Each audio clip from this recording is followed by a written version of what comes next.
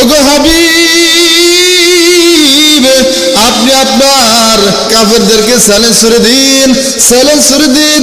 আল্লাহ সূরা বনী ইসরাঈল 88 নম্বর আয়াতের মধ্যে বলে দিয়েছেন, কুল্লা ইনিজতামাতিল ইনসু ওয়াল জিন্নু আলা আইয়াতু বিমিসলি হাযাল কুরআন লা ইয়াতুনা বিমিসলিহি ওয়ালাউ কানা বা'দুহুম লিবা'দিন যহিরা। এর মক্কার কাফেররা শোন, তোরা যারা বলছো মুহাম্মদ বাণী কোরআন কয়, তোদেরকে আমার আল্লাহ চ্যালেঞ্জ করে দিল, সমস্ত কাফেররা এক হ, সমস্ত জিনেরা এক হ, সমস্ত মানুষগুলি এক হ। লাউ কানা বা'দুহুম লিবা'দিন, একে অপরের সহযোগিতা কর। শুধু মক্কার নয়, পুরা বিশ্বের মধ্যে যত জ্ঞানী গুণী আছে তাদের এককে এক করো। আর আলা আইয়াতু বিমিসলি হাযাল কুরআন, এই কোরআনের মতো একটা কোরআন বানিয়ে দাও। যারা বলছো মুহাম্মদ বানিয়ে কোরআন বলে, এই কোরআনের মতো একটা কোরআন বানিয়ে দাও। পরে আয়াতের শেষ অংশে আমার আল্লাহ বলেন, লা ইয়াতুনা বিমিসলিহি, আপনারা বলেন শত শত বছর চলে গেছে, 1400-1500 বছর চলে গেছে, এই কোরআনের মতো কোরআন তারা বানাইতে পারছে? বানাইতে পারবে এরকম সম্ভাবনা আছে? আমার আল্লাহ বলেন, হে দুনিয়ার মানুষ, এই কোরআনটা হলো আমি আল্লাহর আমানত। জোরে কোন কার আমানত? আল্লাহ বলেন এই কোরআনটা হলো আমি আল্লাহর আমানত। আল্লাহর আমানতের দাম বেশি না কম? জোরে কোন বেশি না কম?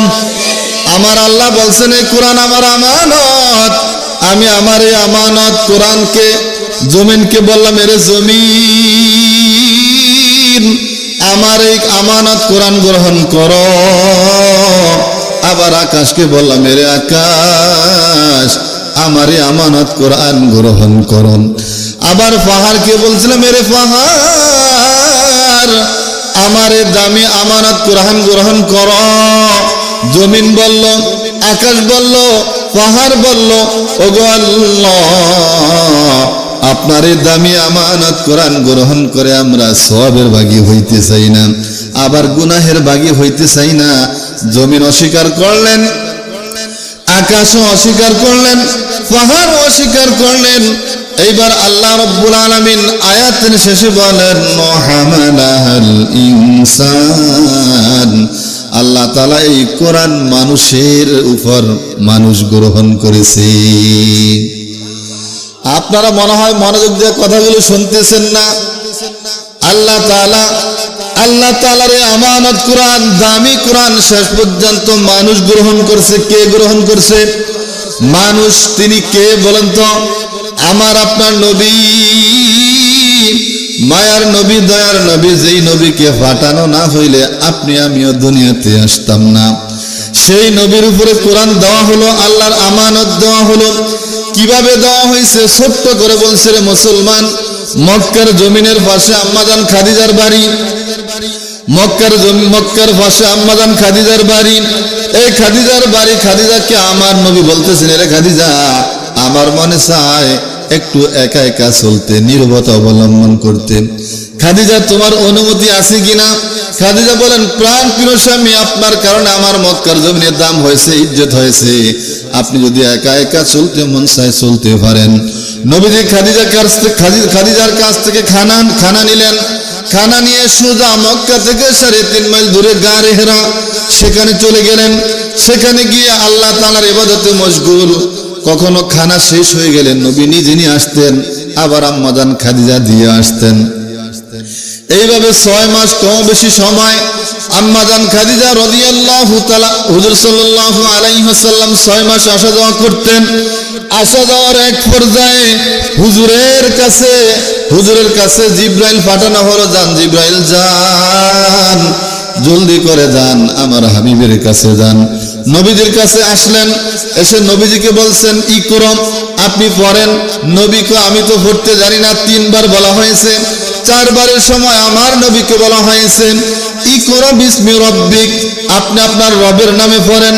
হুজুর বলছেন ইকরা বিসমি রাব্বিকাল্লাযী খলাক খলাকাল ইনসানা মিন আলাক ইকরা ওয়া রাব্বুকাল আকরাম আল্লাযী আল্লামা বিল কলম আল্লামাল ইনসানা মা লাম ইয়ালাম। আমার নবীজি যখন রবের নামে পড়ার জন্য বলছেন সাথে সাথে 5টা আয়াত তেলাওয়াত করে ফেলছেন, 5টা আয়াত তেলাওয়াত করে ফেলছেন। তাহলে সর্বপ্রথম ওহী আসলো নবীজির কাছে। পৃথিবীর মধ্যে আল্লাহ নবীর আমাদের নবীজির দাম মানুষ হিসাবে বেশি নয়, কোরআন নাজিল হওয়ার কারণে সবচেয়ে বেশি দাম হয়ে গেছে। কেমন বেশি হয়ে গেছে? মক্কার জমিনে যত লোক ছিল সকল লোকের ইজ্জত সম্মান ভালোবাসার দিক থেকে ব্যবহারের দিক থেকে কমও বেশি হতে পারে, বাকি আল্লাহর পক্ষ থেকে সবার সমান মূল্য। আর যখন আমার নবীর উপরে কোরআন নাজিল হয়ে গেল রে ভাই, তখন আমার নবী সকল নবীদের সেরা হয়ে গিয়েছেন। পৃথিবীর শুরু থেকে এই পর্যন্ত যত মানুষ আসছে, যত মানুষ আসবে, সকল মানুষের মধ্যে দামি হয়ে গেলেন। জোরে বলেন কিসের কারণে? এই কোরআনের কারণে। এখন বলেন এই কোরআন যে ব্যক্তি পড়বে তার দাম বাড়িয়ে দিবে কে? আল্লাহ তাআলা বাড়িয়ে দিবেন। বলতেছিলাম এই পৃথিবীর মধ্যে যত শিক্ষা প্রতিষ্ঠান আছে রে ভাই, সকল শিক্ষা প্রতিষ্ঠানের চাইতে এই মাদ্রাসাগুলির দাম বেশি। কেন বেশি? নবীজির নাম দাম বেশি ছিল, এই জন্য নবীজির হাদিসে মাদ্রাসায় পড়ানো হয়, এই দিক থেকেও বেশি। আল্লাহ তাআলার কোরআনের দাম বেশি, এই জন্য এই কোরআন মাদ্রাসায় পড়ানো হয়, এই জন্য দাম বেশি। কোরআনের আরেকটা দামের উপর আমি একটা আয়াত বলছি। আমার আল্লাহ তাআলা বলেন قل لو كان البحر مدادا لكلمات ربي لنفذ البحر قبل أن تنفذ كلمات ربي ولو جئنا بمثله مددا। আমার আল্লাহ বলেন ওগো মুহাম্মদ, আপনি আমার বান্দা, আপনার উম্মতদেরকে শুনান। নবী বলেন কি শোনাবো? আমার আল্লাহ বলেন লাউ কানাল বাহরু মিদাদান, পৃথিবীর সমস্ত পানিগুলো দিয়ে যদি কালি বানানো হয়, জোরে বলেন কি বানানো হয়? পৃথিবীর সমস্ত পানি দিয়ে যদি কালি বানানো হয়, লিকালিমাতি রব্বি, আর যদি এই কালি দিয়া রবের কালিমার ব্যাখ্যা লেখা হয়, অর্থাৎ আল্লাহ তাআলার মুখের একটা শব্দের ব্যাখ্যা লেখা হয়, এই কোরআন থেকে একটা শব্দের ব্যাখ্যা লেখা হয়, আল্লাহ তাআলা বলেন লানাফিদাল বাহরু ক্বাবলা আন তানফাদা কালিমাতু রাব্বি, সমস্ত পানি নামক কালি শেষ হয়ে যাবে, একটা শব্দের ব্যাখ্যা লেখা শেষ করা যাবে না। আয়াতের শেষে বলা হয়েছে ওয়ালাউ জিনা বিমিসলিহি মাদাদা, আরে 2 ভাগ পানি নয়, 3 ভাগ পানি নয়, 4 ভাগ পানি নয়, 100 ভাগ, লক্ষ ভাগ, কোটি ভাগ পানিও যদি একসাথ করা হয়, মিলিয়ন বিলিয়ন পানি যদি একসাথ করা হয়, আর এই পানিটা যদি কালি বানানো হয়, একটা শব্দের ব্যাখ্যা লিখে শেষ করা যাবে না।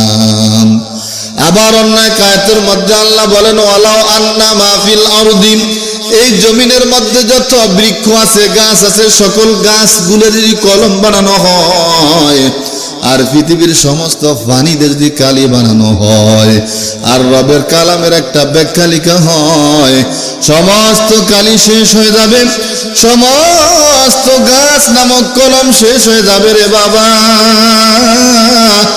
এরপরে একটা কালিমার একটা শব্দের ব্যাখ্যা লিখে শেষ করা যাবে না। এই কোরআন যখন সর্বপ্রথম নাজিল হয়, নবীজিকে বলা হইল পড়েন, পড়ছেন, তেলাওয়াত করছেন 5টা আয়াত। আমার নবী এই কোরআনের প্রসার মক্কার জমিনে করছেন, গোপনে গোপনে 3 বছর কোরআনের দাওয়াত দিয়েছেন, টোটালে 23 বছর কোরআনের দাওয়াত দিয়েছেন। তার ভিতরে 13 বছর মক্কার জমিনে দাওয়াত দিয়েছেন, তার মধ্যে 3 বছর গোপনে গোপনে দাওয়াত দিয়েছেন। প্রকাশ্য দাওয়াত দিতে পারেন নাই, মুসলমানের সংখ্যা কম। আবু জেহেল, উকবা, সাইবা, আবু সুফিয়ান, আখনাস এরা খুব নবীজিকে ডিস্টার্ব করতো, ছোট ছোট গোলাফাইন দিয়া নবীজিকে পাথর মারাইতো। নানা রকমের জুলুম নির্যাতনের শিকার আল্লাহ নবী 3 বছর পর্যন্ত গোপনে গোপনে কোরআনে দাওয়াত দেয়, অবস্থা খুবই খারাপ। আমার নবী 3 বছর গোপনে গোপনে দাওয়াত দিয়া মাত্র 39 জন মুসলমান বানাইলেন। 39 জন মুসলমান বানানোর পরে আমার নবী আল্লাহকে বলেন, ওগো আল্লাহ, তোমার কাছে একটা ফরিয়াদ, মক্কার 2 জন ওমরের একজন ওমরকে ইসলামের জন্য কবুল করো। আমার নবীর দোয়াকে আল্লাহ ফিরাইয়া দেন নাই, আমার নবীর দোয়াকে আল্লাহ তাআলা কবুল করেছেন। পরের দিন আবু জেহেল তার সংসদ ভবন দারুন নদওয়াতে আলোচনা ডাকলেন, বৈঠক ডাকলেন। মক্কার সমস্ত কাফেরদের বড় বড় লিডাররা একসাথে হইছেন, সেখানে ওমরও রয়েছেন। আবু জেহেল ভাষণ দিলেন যে মুহাম্মদ যেমনি ভাবে আমাদের লোকদেরকে দাওয়াত দিয়ে তার সাথে নিয়ে যাচ্ছে, আগামী কয়েক বছর পর আমাদের কোনো কর্তৃত্ব নেতৃত্ব কিছুই থাকবে না। মুহাম্মাদের বিষয়ে একটা সিদ্ধান্ত নেওয়া দরকার। এই কথার উপরে 3 জনে পরামর্শ দিল। কেউ কয় মুহাম্মদকে এই দেশ থেকে তাড়িয়ে দেওয়া হোক, আবার কেউ বলে মুহাম্মদকে 4 দেওয়ালের মধ্যে বন্দী করে দেওয়া হোক, আবার মিস্টার ইবলিস জেডা শয়তান বলছে না, এগুলো কিছুই করা যাবে না, বরং মুহাম্মদকে দুনিয়া থেকে খালাস করে দেওয়া হোক। সবাই জোরে কর নাউযুবিল্লাহ। আর আমার যে নবীকে দুনিয়াতে না পাঠালে, ওরে আবু জেহেল তুই আসতে পারতি না রে আবু তালেব, মক্কার বড় বড় কাফের, তোরা কেউ আসতে পারতি না। যে নবী তোদের ভালোর জন্য তোদেরকে দাওয়াত দিচ্ছে, নিজের খাওয়া নাই, বিছনা নাই, ঘুম নাই, তোদের ভালোর জন্য, পৃথিবীর মানুষের ভালোর জন্য তোদেরকে সকাল সন্ধ্যা খায়া না খায়া দাওয়াত দিচ্ছে। আবু জেহেল কিভাবে তার বিরোধিতা করস, তাকে হত্যা করার জন্য চেষ্টা করস। আমার আল্লাহ বলেন, ওয়ামা আরসালনাকা ইল্লা রাহমাতাল লিল আলামিন।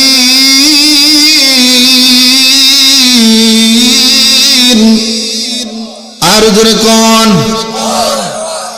ই কালামে জিন্দা কুরআনে হাকিম, হিকমতে উলায়া জালাস্তু কদিম, জামিউল ইলমি ফিল কুরআনে হাকিম, তাকাসসারাত আন আফহামুর রিজালিম, বকা কুরআন কালামুল্লাহ বশুন, কদিমাস্তি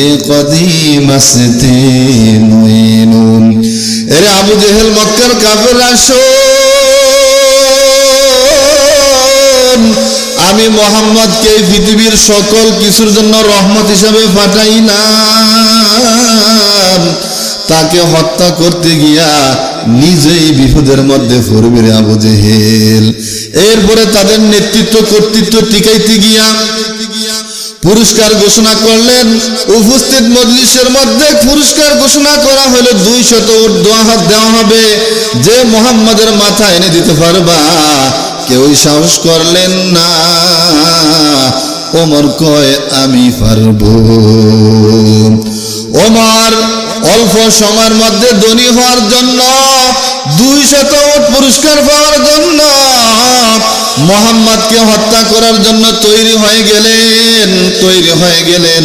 বাকি সকল লোকেরা সাপোর্ট করলো, ওমর তোমার পক্ষে সম্ভব, কারণ তোমার শক্তি অনেক বেশি, সাহসও অনেক বেশি, তোমার বাহুতে অনেক বল আছে, কারণ মুহাম্মদের লগে অনেক লোক আছে, তারা যদি তার প্রতিবাদ করে মারতে পারবা না। ওমর তুমি একাই 100 মুহাম্মদের মাথা আনার জন্য। জোরে কর নাউযুবিল্লাহ। মুহাম্মদের মাথা আনার জন্য ওমর খোলা তরবারি নিয়ে রওনা করলেন। রওনা করিয়া পথে এক ব্যক্তির সাথে সাক্ষাৎ। পথের ব্যক্তি, আরোহী ব্যক্তি বললেন, এরে ওমর কোথায় যান? ওমর বলে মুহাম্মাদের মাথা আনতে যাই। পথের প্রতীক আরোহী বলে মুহাম্মাদের মাথা আনতে যাও, মুহাম্মাদের সাথে কি লোক নেই, তারা কি তোমাকে এমনি ছেড়ে দিবে? এটার প্রতিবাদ প্রতিরোধ কি করবে না? ওমর বলে রে আরোহী, ওরে পথের প্রতীক, মনে হয় তুইও বেদিন হয়ে গেছো, অর্থাৎ ইসলাম গ্রহণ করছো। তুমি যদি বেদিন হইয়া থাকো, অর্থাৎ ইসলাম গ্রহণ করে থাকো, মুহাম্মাদের মাথা আনতে পরে যাব, আগে তোকে হত্যা করব। পথের প্রতীক আরোহী দেখে ওমরের সাথে কথায় কোনোভাবে উঠতে পারছেন না, না পারিয়া এইবার ওই পথের প্রতীক আরোহী কয় রে ওমর, যদি এমনই বাহাদুরি থাকে, এমনই বাহাদুরি হও, আগে তুমি তোমার ঘর সামলাও। বলে ঘরে আবার কি হয়েছে? গিয়ে দেখো ঘরে কি হয়েছে। ঘরে কি হয়েছে? বলে তারা ইসলাম গ্রহণ করছে, তোমার বোন এবং বোনা ইসলাম গ্রহণ করছে। এমন যদি বীর বাহাদুরি দেখাও, আগে তুমি তোমার ঘর সামলাও। এইবার মুহাম্মাদের পথের বাড়ির দিকে না যাইয়া মুহাম্মদকে হত্যার পরিবর্তে রওনা করলেন বোনের এবং ভোনার বাড়ি। রওনা করে গেলেন, গিয়ে দেখে ঘরের মধ্যে কন কন টন টন শব্দ শোনা যায়, গুনগুন শব্দ শোনা যায়, কোরআনুল কারীমের তেলাওয়াতের শব্দ শোনা যায়। কপাট নক করা হলো, ভিতর থেকে বোন কয় মনে হয় ওমর জেনে গেছে, অবস্থা খুবই খারাপ। আবার মনে মনে এমন বিশ্বাস রয়েছে, এমন বিশ্বাস রয়েছে, মালিকের কালাম তেলাওয়াত করে ঈমান এনেছি, আমার এই ঈমান তো সারার নয়, বেঁচে থাকলে গাজী হব, আর মরে গেলে শহীদ হব, কোনো টেনশন নাই। বোন এবার কপাট মুখ খুললেন, কপাট খোলার পরে দেখলেন, বোনকে জিজ্ঞাসা করলেন ওমর, এ বোন কি গুনগুন শব্দ শোনা গেছে? বোন বলতেছেন, এরে ভাই, যে মালিক তোমাকে বানাইলেন, যে মালিক আমাকে বানাইলেন, সৃষ্টি করলেন, ওই মালিকের মুখের জবানের বাণী অর্থাৎ কোরআনুল কারীম পড়তেছি,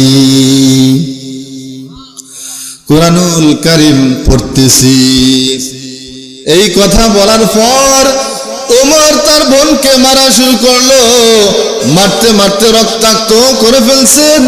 রক্তাক্ত করে ফেলে এর আগের দিন আমার নবী দোয়া করছেন, কথা মনে আসেনি আপনাদের? এর আগের দিন আমার নবী ওমরের জন্য দোয়া করছেন, অর্থাৎ আবু জেহেল ওমর দুইজনের একজনের জন্য দোয়া করেছেন। আল্লাহ তাআলা সেই দোয়াটা ওমরের শানে কবুল করবেন। মারতে মারতে রক্তাক্ত করে ফেললেন। ওমর মনে মনে কয়, আরে মানুষ দুনিয়ার জন্য এত মারামার, এত মার খাইতে পারে আমার জানা নাই। বোন কয় এর বোন, ভাই কয় এর ভাই, এর বোন, এত মারা মারলাম, একটু তো পরিবর্তন হইলি না, কেমন কোরআন ফরজ আমার একটু দেখা।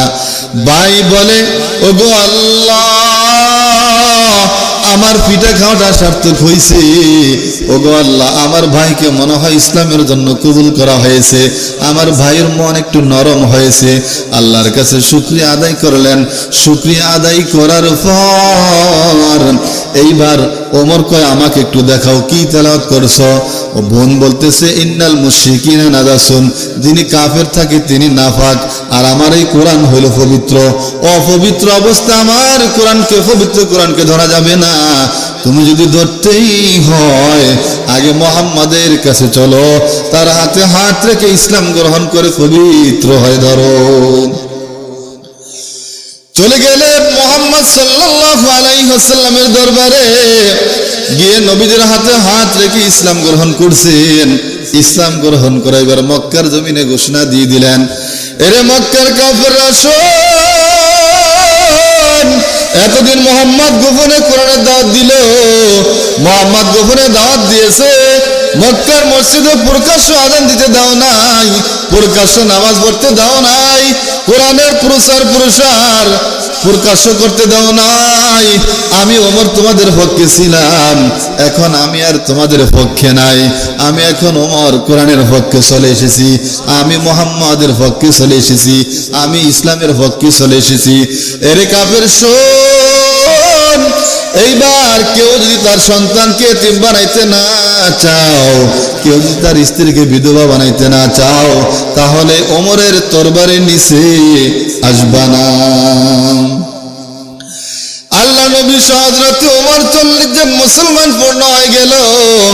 এইবার কোরআনের দাওয়াত দেওয়া শুরু হয়ে গেল। কোরআনের দাওয়াত দেওয়া ঘন ঘন শত শত মানুষ মুসলমান হয়। মুসলমান হচ্ছে, মুসলমান এক হওয়ার এক পর্যায়ে অনেক কাফেরা বলা বলি শুরু করলো, এরে মোহাম্মদ তুমি একটা পাগল। আমার আল্লাহ বলেন মক্কাতে 40 বছর ছিল, তখন তো পাগল বললা না, এখন সত্য কথা বলার কারণে তিনি পাগল হয়ে গেল। আর আমি আল্লাহ বলতেছি না না, আমার হাবিব মোহাম্মদ পাগল নয়। ওমা সাহিবুকুম বিমাজনুন, তোমাদের সাথী মোহাম্মদ পাগল নয়, তিনি হইল আমি আল্লাহর পক্ষ থেকে একজন প্রেরিত রাসূল। আবার কাফেররা কয় রে মোহাম্মদ তুমি একটা কবি, বানে বানে কবিতা কও, আর নাম দিয়েছো সেটার কোরআন। এই কোরআনের নামে সুন্দর সুন্দর কবিতা কও, আর তোমার কবিতা দেখে আমার ধর্মের লোকেরা তোমার কবিতা শুনে চলে যায়, তুমি একজন কবি। আমার আল্লাহ বলেন না না না, ওমা হুয়া বিকাউলি শাইর, আমি নবী মুহাম্মদকে কবি বানাই নাই, সে কবি নয়, সে আমি আল্লাহর পক্ষ থেকে একজন মেসেঞ্জার, অর্থাৎ নবী। তার কাজ হলো দাওয়াত দেওয়া, মানা না মানা এটা তোদের ব্যাপার। আবার কাফেররা কয় রে না না, যদি কবি না হস তুই একটা জাদুকর, জাদু কয়া কয়া জাদু দিয়ে দিয়ে আমাদের ধর্মের লোকদের তোদের ধর্মে নিয়ে যাস, মোহাম্মদ একটা জাদুকর। আমার আল্লাহ ডাক দেয়া কয় রে কাফের না না, ওয়ালা বিকাউলি কাহিন, মোহাম্মদ জাদুকর নয়, মোহাম্মদ গণক নয়, মোহাম্মদ হইল আমি আল্লাহর পক্ষ থেকে একজন মেসেঞ্জার, অর্থাৎ নবী। তার কাজ হলো দাওয়াত দেওয়া। আবার কাফেররা কয় এরে মোহাম্মদ তুমি হইল এমন একটা লোক যিনি এই কোরআনের নামে হাতে লিখে দাও আর এই কণ্ঠ দিয়া চালে দাও। আমার আল্লাহ বলেন না না না, ওয়ালাউ তাকাওয়ালা আলাইনা বাদাল আকাবিল, আমার হাবিব যদি কণ্ঠ দিয়ে চালিয়ে দিতেন, আমার হাবিব যদি হাত দিয়া লিখে দিতেন আর কোরআন নামে চালিয়ে দিতেন, আমি আমার হাবিব মুহাম্মাদের কণ্ঠকে চেপে ধরতাম আর তার হাতকে কেটে ফেলে দিতাম। সুতরাং বোঝা গেল এই কোরআন আল্লাহর কোরআন, আর এই কোরআনের বাহক, এই কোরআনের ধারক বাহক হল আমার নবী মুহাম্মদ রাসূলুল্লাহ সাল্লাল্লাহু আলাইহি ওয়াসাল্লাম। আবার কাফেররা কয় মোহাম্মদ তুমি বানে বানে কোরআন কও। আমার আল্লাহ কয় না না, মোহাম্মদ বানে বানে কোরআন বলে না। মা ইয়ানতিকু আনিল হাওয়া ইন হুয়া ইল্লা ওয়াহয়ুন ইউহা, কোরআন হইল জিবরাইল, আল্লাহ জিবরাইলকে যা বলেন, জিবরাইল আমি নবীকে তা বলেন, আর আমি সেই কথাই মানুষকে বলি, অর্থাৎ আল্লাহর কথা বলি। এরপরও কাফেরা মানে না। আমার আল্লাহ বলেন ওগো হাবিব, আপনি আপনার মানুষদেরকে কাফেরদেরকে চ্যালেঞ্জ করে দিন, চ্যালেঞ্জ করে দিন। সূরা বনী ইসরাইলের 88 নম্বর আয়াতের মধ্যে আমার আল্লাহ বলেন যে সকল কাফেররা কয় মুহাম্মদ বানে বানে কোরআন কয়, সেই কাফেরদেরকে চ্যালেঞ্জ করে দিন। আল্লাহ সূরা বনী ইসরাইল 88 নম্বর আয়াতের মধ্যে বলে দিয়েছেন, কি বলেছেন? আমার আল্লাহ বলেন قُلْ لَئِنِ اجْتَمَعَتِ الْإِنسُ وَالْجِنُّ عَلَىٰ أَن يَأْتُوا بِمِثْلِ هَٰذَا الْقُرْآنِ لَا يَأْتُونَ بِمِثْلِهِ وَلَوْ كَانَ بَعْضُهُمْ لِبَعْضٍ জহিরম। এরে মক্কার কাফেররা শোন, তোরা যারা বলছো মুহাম্মদ বাণী কোরআন কয়, তোদেরকে আমার আল্লাহ ছেড়ে ছেড়ে দিল। সমস্ত কাফেররা এক হ, সমস্ত জিনেরা এক হ, সমস্ত মানুষগুলি এক হ। লাউ কানা বাদুহুম লিবাদিন, একে অপরের সহযোগিতা কর। শুধু মক্কার নয়, পুরা বিশ্বের মধ্যে যত জ্ঞানী গুণী আছে তাদের এককে এক করো। আর আলা আইয়াতু বিমিসলি হাযাল কোরআন, এই কোরআনের মতো একটা কোরআন বানিয়ে দাও। যারা বলছো মুহাম্মদ বানে বানে কোরআন বলে, এই কোরআনের মতো একটা কোরআন বানিয়ে দাও। পরে আয়াতের শেষ অংশে আমার আল্লাহ বলেন লা ইয়াতুনা বিমিসলিহি, আপনারা বলেন শত শত বছর চলে গেছে, 1400-1500 বছর চলে গেছে, এই কোরআনের মতো কোরআন তারা বানাইতে পারছে? বানাইতে পারবে এরকম সম্ভাবনা আছে। এবার আমার আল্লাহ বলেন, এরে ওগো মুহাম্মদ হাবিব, তারা যেহেতু কোরআনের মতো কোরআন বানাইতে পারে নাই, এইবার আপনি বলে দিন সূরা বাকারার 23 নম্বর আয়াতের মধ্যে আমার আল্লাহ বলেন, وَإِن كُنتُمْ فِي رَيْبٍ مِّمَّا نَزَّلْنَا عَلَى عَبْدِنَا فَأْتُوا بِسُورَةٍ مِّن مِّثْلِهِ وَادْعُوا شُهَدَاءَكُم مِّن دُونِ اللَّهِ إِن كُنتُمْ صَادِقِينَ। এরে কাফেররা শোন, পুরা কোরআন বানাইতে পারুস নাই, লম্বা সূরা বানানোর দরকার নাই। সূরা বাকারা 3.5 পারার উপরে, এটা বানানোর দরকার নাই। সূরা আল ইমরান অনেক বড় সূরা, সেটাও বানানোর দরকার নাই। সূরা আনাম, সূরা মায়েদা লম্বা লম্বা সূরা আছে, সেগুলো বানানোর দরকার নাই। পুরা কোরআন শরীফের মধ্যে সবচাইতে ছোট্ট সূরা সূরা আল কাউসার। আপনারা চিনেননি? কথা বলে না, আপনারা চিনেন? সূরা কাউসার সবচেয়ে ছোট্ট সূরা। এরে কাফেররা যদি মুহাম্মদ নিজের থেকে বানায় লিখিয়া থাকে, বানায় বইলা থাকে, তাহলে সূরা কাউসার মতো একটা সূরা বানায় দেখা। আপনারাই বলেন, এর বাঙ্গা ফুলের মুসলমান 1400-1500 বছর হয়ে গেছে, এই কোরআনের মতো কোরআন বানাইতে পারছে, বানানোর সম্ভাবনা আছে, ছোট্ট সূরা বানাইতে পারছে। কারণ পৃথিবীর জমিনে আল্লাহর পক্ষ থেকে তাওরাত, জাবর, ইনজিল বড় বড় 4টা কিতাবের মধ্যে খ্রিস্টানরা ইহুদিরা সেই কিতাবের মধ্যে সংযোজন বিয়োজন করছে, এদিক সেদিক করছে, যেটা নিজেদের পক্ষে সম্ভব সেটা রেখেছে, আবার নিজেদের পক্ষে যেটা সম্ভব না সেটা বাতিল করেছে। কিন্তু কোরআন এমন এক কিতাব, যে কিতাবের মধ্যে সংযোজন বিয়োজনের সম্ভাবনা আছে? নাই, সম্ভাবনা নাই। যত কিতাবে লেখা হয়, সকল বইয়ের মধ্যে কিতাবের আগে লেখা হয়, যদি ভুল থাকে জানিয়ে দিবেন, সংশোধন করে নিব। কিন্তু আমার মালিকের এমন কোরআন, যে কোরআনের প্রথম আয়াতের মধ্যে আমার আল্লাহ বলেন, যালিকাল কিতাবু লা রাইবা ফীহি হুদাল লিল মুত্তাকিন। এটি এমন একটি কিতাব, যেই কিতাবের মধ্যে কোনো সন্দেহ নাই। যদি কেউ সন্দেহ করো, জোরে কোন ঈমান থাকবে, জোরে কোন ঈমান থাকবে। কোরআনের মধ্যে যে সন্দেহ করে তার ঈমান থাকবে। আমি একটা হাদিস পড়ছিলাম, যে ব্যক্তি কোরআনের আলেম হবা, যে ব্যক্তি কোরআনের হাফেজ হবা, আমার আল্লাহ বলেন, আল কোরআনু শাফিউন, কোরআন সুপারিশ করবে, মুশাফাউন, কোরআনের সুপারিশ কবুল করা হবে, অমাহিল্লুম মুসাদ্দাকুন, যে কোরআন শিখবা, কোরআনের উপর চলবা, এই কোরআন তোমার জন্য তর্ক করবে, আর সেই তর্ক আল্লাহ কবুল করবেন। মান জানাহু আমামাহু কাদাহু ইলাল জান্নাহ, যে ব্যক্তি তার সর্বক্ষেত্রে কোরআনকে সামনে রাখবা, আমার আল্লাহ বলেন কোরআন তাকে জান্নাতে পৌঁছে দিবে। ওমান জালাহু খালফা জহরিহি, আর যে ব্যক্তি নিজের সর্বক্ষেত্রে কোরআনকে পিছে রাখবা, দুনিয়াকে সামনে রাখবা, দুনিয়াকে প্রাধান্য দিবা, আমার আল্লাহ বলেন কোরআন তাকে জাহান্নামে পৌঁছে দিবে। এইবার আমি বলতে চাই, জান্নাত চান না জাহান্নাম চান? যদি জান্নাত চান, তাহলে ছেলেকে হাফেজ বানাতে হবে, আলেম বানাতে হবে।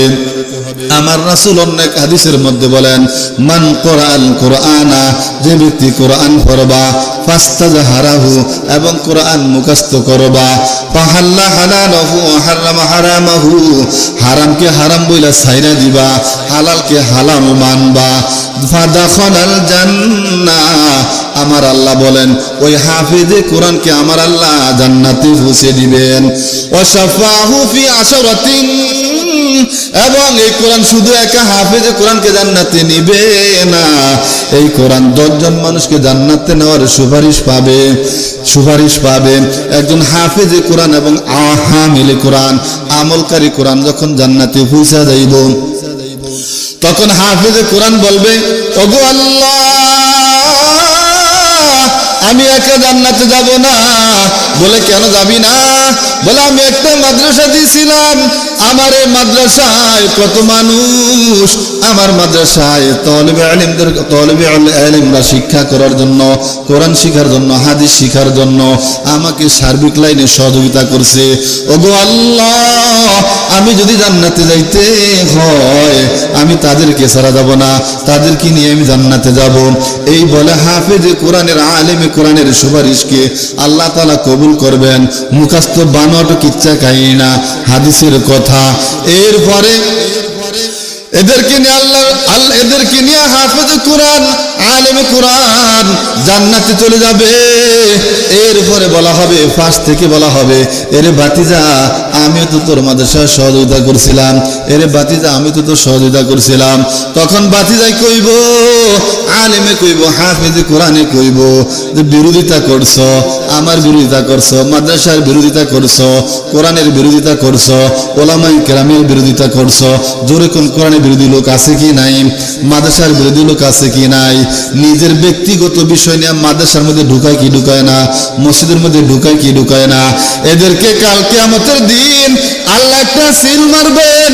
যারা কোরআনের বিরোধী, যারা হাদিসের বিরোধী, যারা আলেমের বিরোধী, এদেরকে একটা সিল মারবেন। আর এদের ভাই ভাতিজা, আত্মীয় স্বজন অথবা লজিনে থাকা অবস্থায় যদি কেউ হাফিজ হয়, এদের বিপরীতে সুপারিশ করতে গেলে আল্লাহ নবী না বলবেন যে না, এদের জন্য সুপারিশ করা যাবে না, কারণ এরা কোরআনের বিরোধিতা করছে, কোরআনের মাদ্রাসার বিরোধিতা করছে, আলেমের বিরোধিতা করছে, মসজিদের বিরোধিতা করছে। এজন্য এদেরকে জান্নাতে যাবে না। জান্নাতে নিবে তো নিবে, সুরকে যেমন ফিডাইয়া শেষরা কইরা এরপরে থানায় নেয়, জেলখানায় নয়, এরপরে সঠিক বিচার হোক না হোক ঘুষ মুজদি ইত্যাদি বাইর হয়ে যায়, সেখানে ঘুষেরও ব্যবস্থা নাই। সেখানে যদি জান্নাতের মেহমান হইতে হয় না ভাই, জান্নাতের মেহমান যদি হতে হয় সেখানে এই কোরআনের বিকল্প নাই। কোরআন দিয়ে আপনাকে জান্নাতে যাইতে হবে। আরেকটা কথা বলে শেষ করেছি, প্রাচীনকালে নবীরা আমলে কোরআনের বিরোধিতা করছে কাফেররা, আর এখন কোরআনের বিরোধিতা করে মুসলমানেরা। জোরে কোন কথা ঠিক কিনা? যদি এই দুনিয়ার জমিনে আল্লাহকে মেনে থাকেন, রসুলকে নবী বলে স্বীকার করে থাকেন, কোরআনের বিরোধিতা করে যাবে না এবং সুন্নতের বিরোধিতা করা যাবে না। সার্বিক সময় এদের পক্ষে থাকবেন। এদের সুপারিশ কিয়ামতের দিন আমাদের জন্য আল্লাহ ওয়াজিব করে দিবেন।